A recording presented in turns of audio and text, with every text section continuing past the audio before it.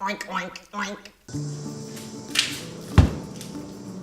Well, I haven't used this smoker in years. I got this electric smoker here. It's pretty dirty inside. I'm gonna get it cleaned up, and I'm gonna attempt to smoke some cheese, some non-dairy cheese here, and then I use these pellets. And how it used to work, you filled the whole thing with pellets, because when you're smoking meat or something, it takes a long time. Smoking this cheese isn't going to take very long. So these are like little wood pellets. I think it's hickory.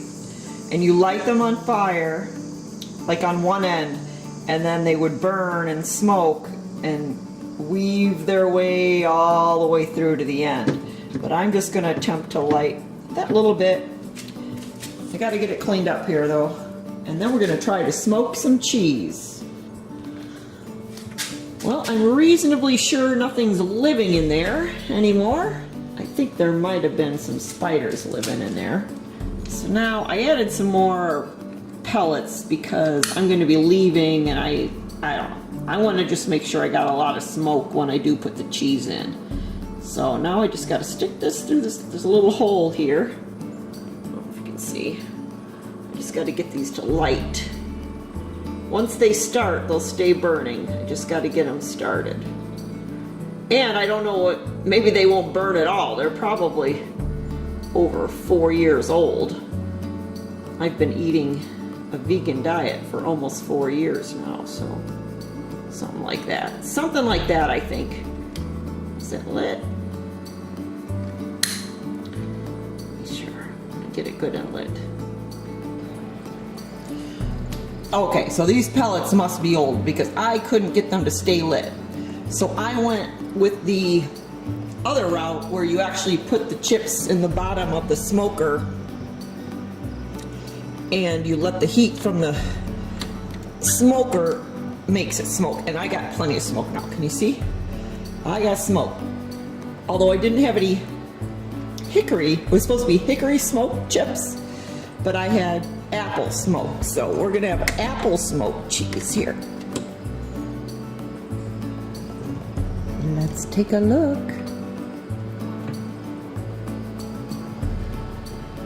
Ooh, it's smoking good.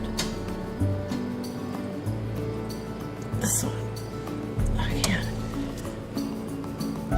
Ugh, I'm not gonna be able to turn those though. This one I could turn. The other ones are stuck down.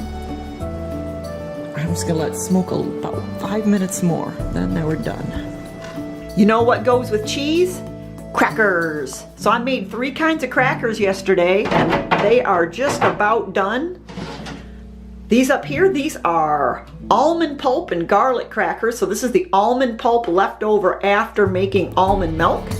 So these, and they're a little thick. I know I need to work on getting my batter thinner, then the cracker would be a lot thinner.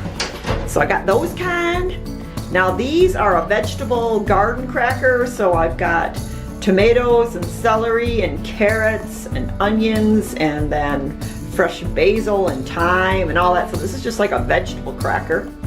Got those a little bit thinner. And then those are more almond ones. Oh, these are made from steel cut oak groats. Steel cut oak groats. And then there's some veggies, some onion and garlic and flax seeds. Oh, and there's flax seeds. There's flax seeds in the vegetable crackers too. And there's flax meal in the almond pulp ones. Flax is the key ingredient when making crackers, is what I've found. I suppose you could use chia seeds too.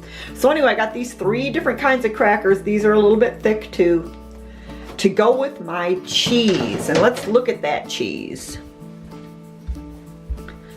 So here it is, it's out of the smoker. This one got a little bit dark. I'm not quite sure. I might have to cut that dark part off and eat myself. But the rest of it looks really good. I taste tested it. It's really good. So this, guys, this is just your standard cashew cheese. You know, just your cashews with some probiotic I don't even think there was any miso in there, that I aged for a couple of weeks before I put in the smoker, and then I just smoked it with, it ended up being, I think, applewood chips. So it's got a nice smoky smell and smoky flavor. And this, if I age this a couple more weeks, it'll be even better, but this one is probably gonna get eaten this weekend. So yeah, and I don't know what to do about that. I'm sad that that got dark like that. But anyway, looks delicious. How exciting! Cheese and crackers. It's hard to believe that was a whole head of celery. But it's all dried now. Whole head of celery. I'm gonna grind it. I'm gonna grind it in my spice grinder, AKA an old coffee grinder that I don't think I ever used for coffee. I always used it for spices. All right, let's see what we get.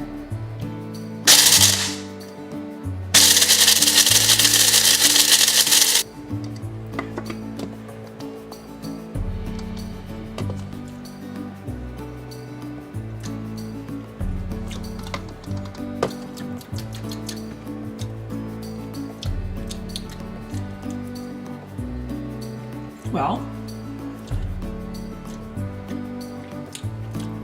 it doesn't really taste too salty. We'll see. I'm trying to cut back on my salt usage. We'll see if this helps.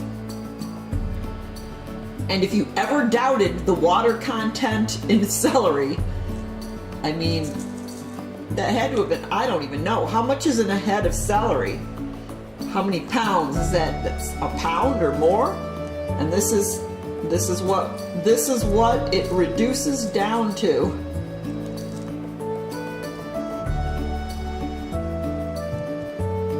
So evidently this video is turning into a hodgepodge of different crap. Yep, hodgepodge of crap right here.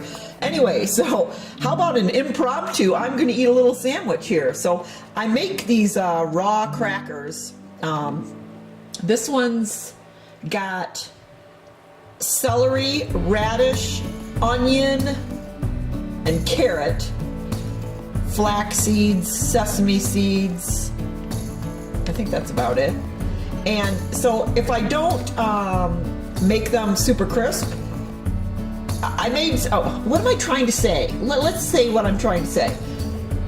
Some of them I'm making into crackers, and then if I take it out early, I got this that's kind of like a bread because it's softer, it's not crisp yet.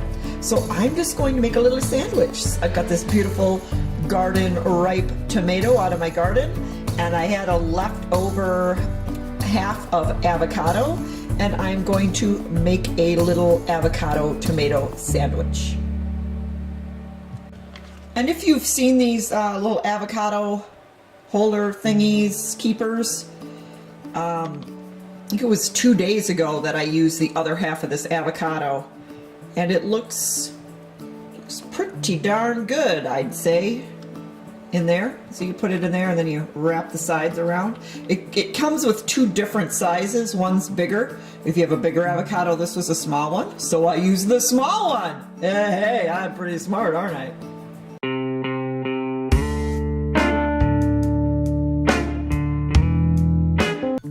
So we got a fox chilling in the front yard. Do you see him? Let me zoom in. Oop, that's zooming out. That's the opposite of zooming in. There he is. He's just chill. Oop, he's just chilling. Chilling like a villain in the front yard. Oh, he's such a cute baby.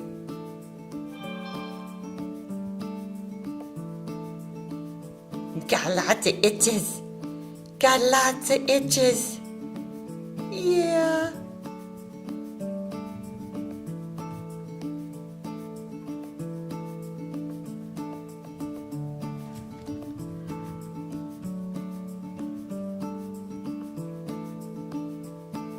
You sure got itches.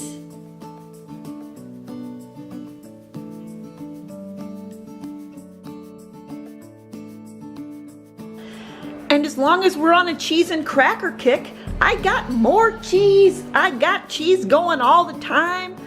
So this is a blue cheese. This is sat out overnight.